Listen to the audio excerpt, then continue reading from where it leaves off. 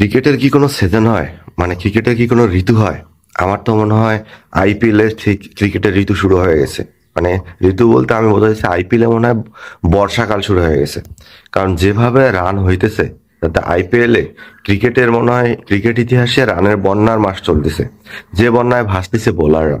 এই যে আইপিএল শুরু থেকে এখন পর্যন্ত যে কয়েকটা ম্যাচ হইলো, একটা ম্যাচও একটা বোলারকে দেখলাম না যে খুব কম রানে খুব ভালো একটা স্পেল করছে।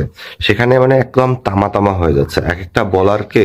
মনে হয় আগে যেমন ব্রিটিশরা বাঙালিদেরকে শাসন করত, রাজা বাদশাহরা যেমন আগে আগে তাদের চাকর বাকরদেরকে শাসন করত, যে কোনো কিছু হইলে একদম চাবুক পেটা।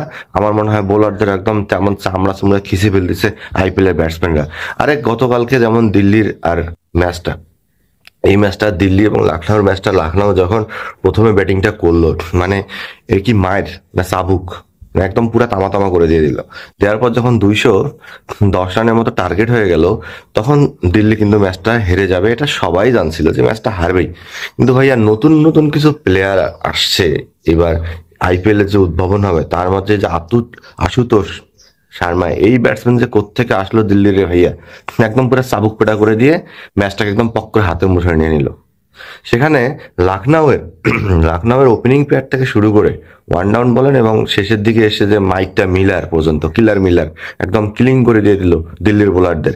মানে যে মাইকটা শুরু হয়েছে দিল্লির বোলারদের উপর, আমি তো অবাক হয়ে গেছি যে আসলে আইপিএল এর রানের বন্যা কি এবার থামবে না। কারণ আইপিএল এর উইকেট একদম ফ্ল্যাট উইকেট, যেখানে 200-র উপর ছাড়া কোনো কথাই নাই। এবং এই 200 রান শেষ করার মতো টিম মানে অনেক টাফ, কিন্তু সেখানে শেষ হয়ে গেল রানটা।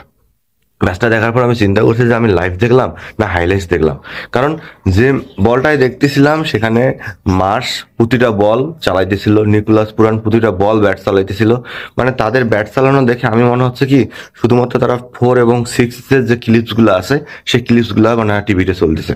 এরপর দেখলাম না, আসলে লাইভ চলতেছিল। তারপর যখন দ্বিতীয় ইনিংস দেখলাম, প্রথমে যখন 24 রানে 3 উইকেট দিল্লির নাই, তখন ভাবলাম যে ম্যাচটা দিল্লি অনায়াসে হেরে যাচ্ছে, এখানে কিছু না। কিন্তু না, শেষ পর্যন্ত এসে আশুতোষ শর্মার আবির্ভাব যে কোত্থেকে হলো, মানে আইপিএল এ যে নতুন নতুন প্লেয়ার বানায় দেয় বা উদ্ভাবন করে, তার আর একটা উদাহরণ মানে গতকালকের ম্যাচে আশুতোষ শর্মা।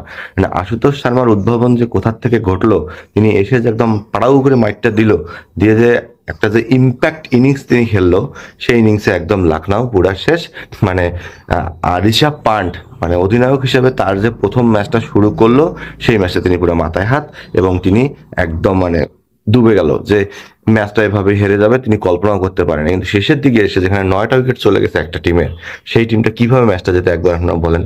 কিন্তু সেখানে ক্রিকেট যে একটা অনিশ্চয়তার খেলা, ক্রিকেটে যে কোনো উদাহরণ চলে না, ক্রিকেটে যে কোনো নিয়ম চলে না, ক্রিকেট যে অঘটন কখন ঘটাবে সেটা যে বলে দেয়, ক্রিকেট যে সাজালো গোছালো খেলা না, সেটা কালকে আবারও প্রমাণ পাওয়া গেছে দিল্লি এবং লখনউর ম্যাচে। কারণ শেষের দিকে এসে আমি আবারও বলতেছি, এই যে আশুতোষ শর্মা, তিনি যে তার ভিতরে কি জিন ভর হইলো নাকি ভূত ভর হইলো সেটা তিনি খুব ভালো জানে। কারণ যেভাবে তিনি মাইটটা দিল লখনউর বোলারদের, হ্যাঁ এরকম ভাই, মানে এরকম হঠাৎ করে মায়ের আইপিএল এ খুব কমই দেখা গেছে।